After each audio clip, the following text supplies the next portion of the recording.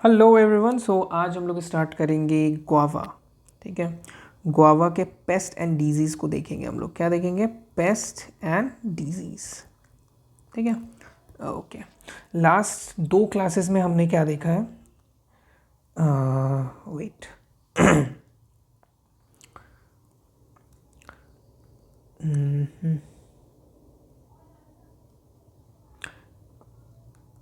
Last दो classes में हमने मैंगो के पेस्ट एंड डिजीज़ को देखा है। ठीक है, पेस्ट एंड डिजीज़ को। ठीक है, बहुत इंपॉर्टेंट है वो क्लासेस दोनों देख लेना। हाँ, अभी ना नेक्स्ट क्लासेस जो अभी से क्लास होंगे उसमें पेस्ट और डिजीज़ दोनों को एक साथ करवा देंगे। हाँ, चलो ठीक है। तो सबसे पहले हम लोग पेस्ट कर लेते हैं। हाँ, गुआवा के पेस्ट। या गुआवा के पेस्ट। तो गुआवा में पेस्ट कितने प्रकार के होते हैं सबसे पहले देख लेते हैं। तो गुआवा में कौन कौन सा लगता है? पहला लगता है फ्रूट फ्लाई। ओके, फिर होता है फ्रूट बॉरर। ठीक है, मियली बग, इम्पॉर्टेंट है मियली बग। हाँ, फिर होता है स्पाइरलिंग वाइट फ्लाई। हाँ, नेक्स्ट होता है, इसमें भी बार कैटरपिलर होता है। देखो बार कैटरपिलर उसमें भी था। हाँ, अब फ्रूट फ्लाई भी उसमें था। सबका लगभग लगभग सिम्टम्स जो है ना सेम ही लगेगा। T bug mosquitoes.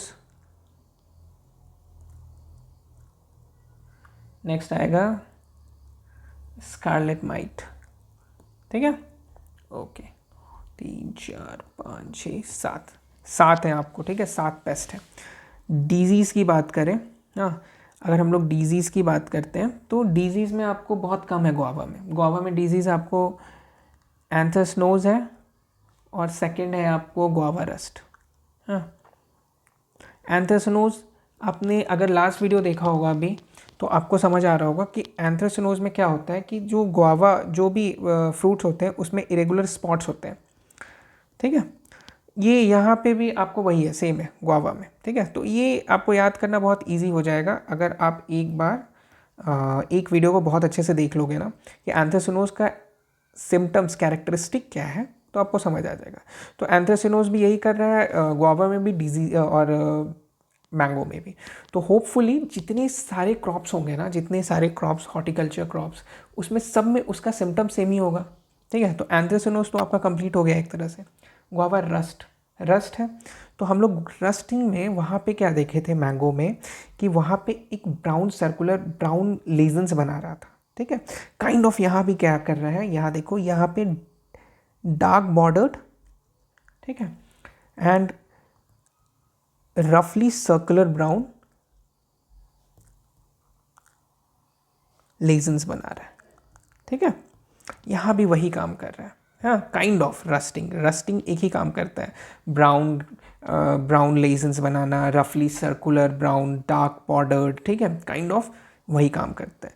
तो ये डिजीज़ तो कुछ है ही नहीं। गुआवा में डिजीज़ करना कोई बहुत बड़ी बात नहीं थी। डिजीज़ लगभग समझो आपका कंप्लीट ही हो गया। ठीक है, हम लोग अभी पेस्ट करके देखते हैं पेस्ट में क्या डिफरेंसेस है मैंगो से।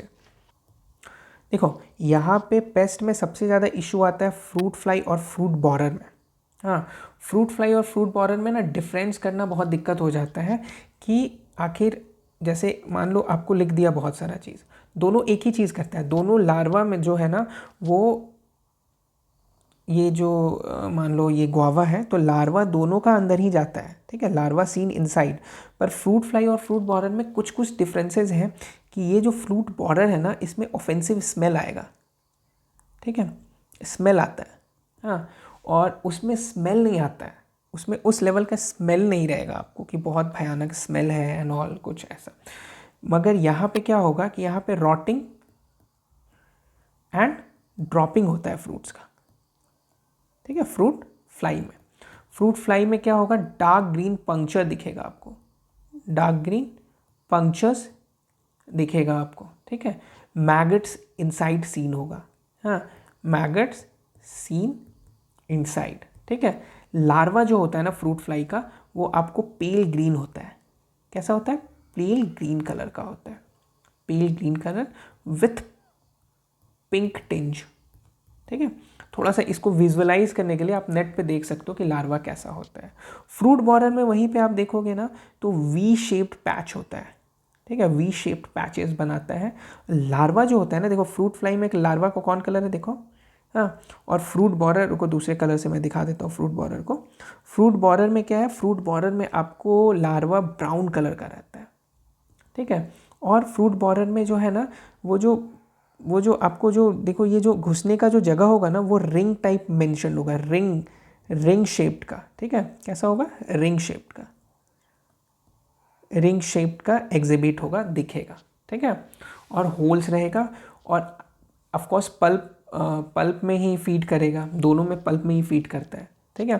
तो ये है दोनों का डिफरेंसेस, किसका, फ्रूट फ्लाई का और फ्रूट बॉरर का। ये इसका डिफरेंसेस जानना अच्छे से बहुत ज़रूरी है क्योंकि ये कन्फ्यूजिव हो सकता है एग्ज़ाम में जब आएगा तो, ठीक है। यहीं पे मियली बग बहुत इजी है। मियली बग वो लीव्स पे इफेक्ट करता है, ठीक है, लीव्स पे करता है और सक करता है निम्फ को, और एडल्ट सक करता है आपको सैप को, ठीक है। तो ये बहुत इजी है, ये आपको मियली बग येलो कर देगा, एग्जैक्टली वही करेगा ना, जब सैप को सक कर लेगा ना तो वो जो पत्ते रहते हैं वो येलोइश हो जाते हैं, ठीक है। तो यहाँ ये मियली बग को जानना कोई बहुत बड़ी बात नहीं है। नेक्स्ट हम लोग बात करेंगे spiralling white fly. Spiralling white fly में आप बहुत ज़्यादा इधर घुसो मत कि स्पाइरलिंग क्या है, बस वाइट फ्लाई समझो कि, ठीक है, इंपॉर्टेंट है कि वाइट फ्लाई है, हाँ। तो वाइट फ्लाई क्या करता है कि जैसे मान लो एडल्ट है और जो निम्फ मतलब क्या होता है ना, उनके बच्चे जो होंगे, ठीक है।